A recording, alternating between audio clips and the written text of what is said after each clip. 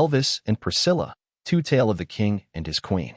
For a year, Elvis has been staring me down when I decide what to watch on TV. The 2022 biopic is all about Elvis, seen through Baz Luhrmann's kaleidoscope, so it's going to be sparkly. Bonus, it stars Austin Butler, Carrie's crush on the Sex and the City prequel, The Carrie Diaries. But the runtime of 2:40 stopped me. Pete Davidson speaks the truth about movie length. Who has time to commit to a movie like that? Deadlines work, and when I saw Elvis on the leaving soon list, now I had to watch. There's a happy side to my procrastination. I was able to watch Elvis followed by Priscilla, Sophia Coppola's 2023 biopic. It took a few days to get through both. I'm busy woman, see above, but what a gift. Here are two movies from two directors with their own distinct visual styles about two intertwined people who are beyond famous but make you wonder how well you really know them. There are no spoilers ahead because we know how the relationship ended and how Elvis's life ended. Elvis travels from the dusty South in the 1940s through the Vegas stage in the 1970s. Those chapters in the star's life sound like different planets. They look wildly different thanks to visual effects, color palettes, and other cinematography tricks. Music mashups are expected from the director who brought together Jay-Z and The Great Gatsby. Of note in Elvis is Doja Cat's Vegas. Her song samples Shanka DeCurio's version of Big Mama Thornton's Hound Dog, a song that Elvis covered and went a #1. A film based on real people will have fact checks and pop culture historians pointing out the problems. I see these movies as fictionalized, with more reality than the occasionally true warning on the great Hulu's Catherine the Great series.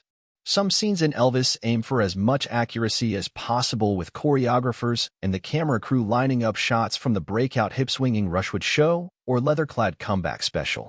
The final scene from Las Vegas goes a step further, switching from the reenactment to footage of Elvis on stage for one of his final performances. Butler won many awards for becoming Elvis, and he deserves them for what he does here, beyond drinking melted ice cream to gain weight.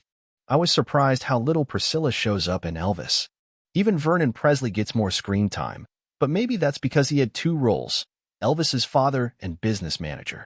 Even if she had few scenes, Olivia de Jong's Priscilla had quiet power. Is that because she always was secondary to the king? Is that a nod to the times?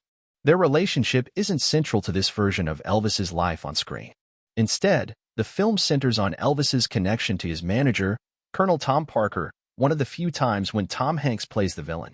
In Priscilla, director Sophia Coppola says she tried not to make Elvis the villain. Her film is a love story based on Presley's book, Elvis and Me, and filled with the couple's highs and lows.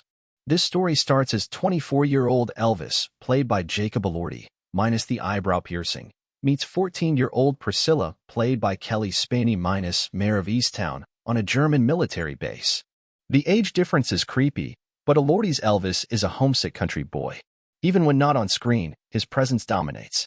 When will he call? Will he like this dress? When will he be home? At the suggestion of getting a part-time job, Elvis gives an ultimatum. It's me or a career, baby. His control even reaches her hairstyle and makeup. It's hard to pay attention to the highs when the lows are so troubling. Coppola didn't get permission to use Elvis's music for the film, but she said that forced her to be more creative. The soundtrack is dominated by 60s pop gems like the Little Dippers' Forever and the Shondells' Crimson and Clover plus a Ronette song, but this time it's covered by the Ramones. Aesthetically, Priscilla's world at Graceland is light-filled and pastel with lots of pink. The carpet is spongy shag. The hair is teased to the sky.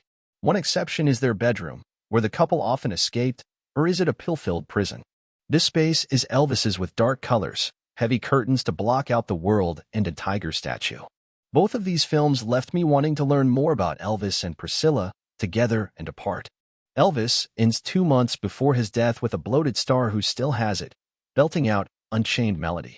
Priscilla ends with Presley driving away from Graceland, listening to Dolly Parton's I Will Always Love You. For her, it's just the beginning. Please subscribe, like, and hit the notification button for more videos.